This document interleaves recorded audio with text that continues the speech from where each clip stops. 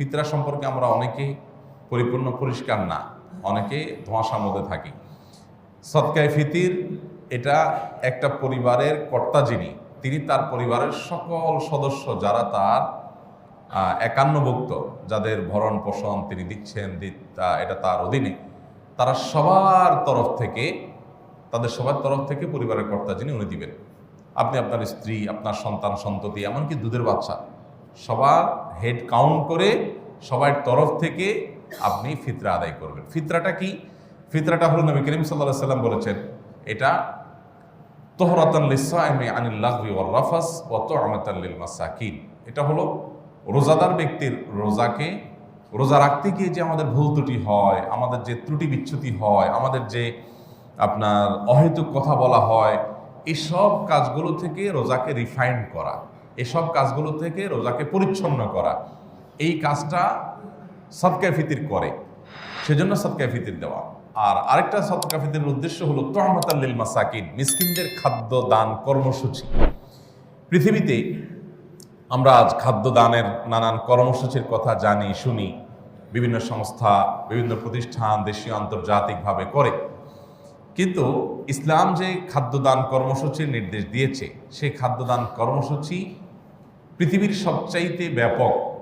এরকম ব্যাপক খাদ্যদান কর্মসূচি অন্য কোনো প্রতিষ্ঠান কখনো দেওয়ার কথা কল্পনাও করতে পারে না।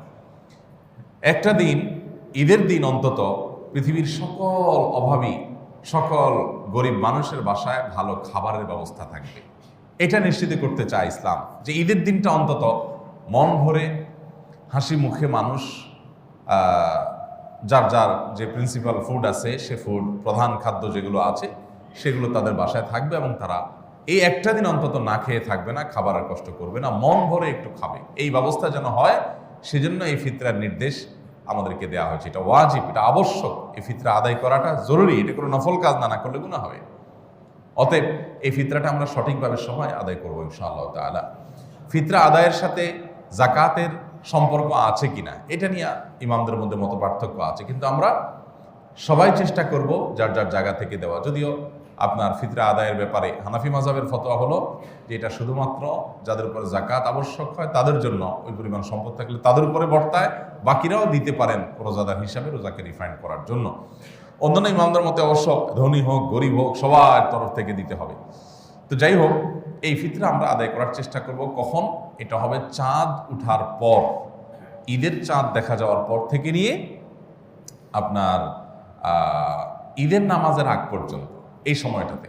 আমরা ছোটবেলায় দেখেছি আমাদের মা চাচিরা ফিতরার টাকা রেখে দিতেন, রেখে দিয়ে 2 টাকা 2 টাকা করে দিতেন, এবং 2 টাকা 2 টাকা করে, তখন টাটকা নোট, 2 টাকার নোট থাকতো, 1 টাকার নোট থাকতো, 1 টাকা 2 টাকা করে দিতেন এবং এটা রেখে দিতেন যে গরিব আরও আসবে, ঈদের দিন দুপুরে কিছু আসবে, বিকালে কিছু আসবে, তাদেরকেও দিতে হবে, এই জন্য সব দিতেন না।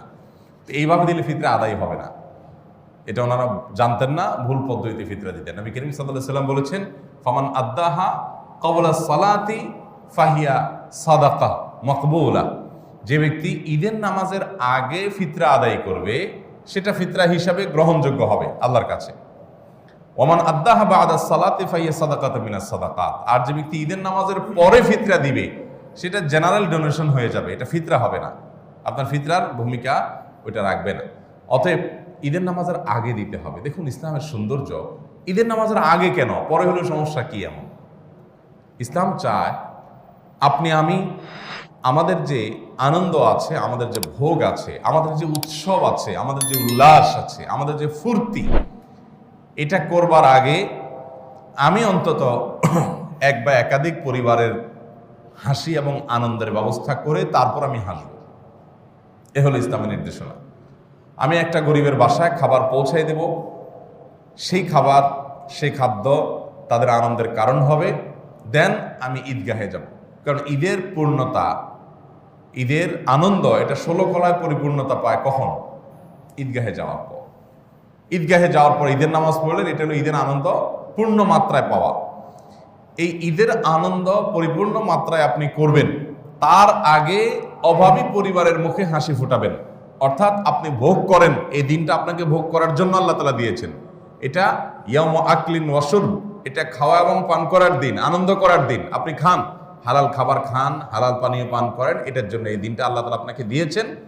বাট আপনার আনন্দের আগে, আপনার ভোগের আগে ইসলাম আপনাকে ত্যাগের শিক্ষা দিয়েছে। ঠিক একই কথা ঈদুল আজহাতেও। ঈদুল আজহাতে আল্লাহ তাআলা সে সম্পর্কে বলেছেন ফাকুলু মিনহা ওয়া তা'মুল কানিআ ওয়াল মুতাররা, অন্য আয়াতে আসছে ওয়া তা'মুল কাইসাল বাইসাল ফকির, তোমরা কোরবানির পশুর গোশত নিজেরা খাও এবং গরিব অভাবীদেরকে দাও।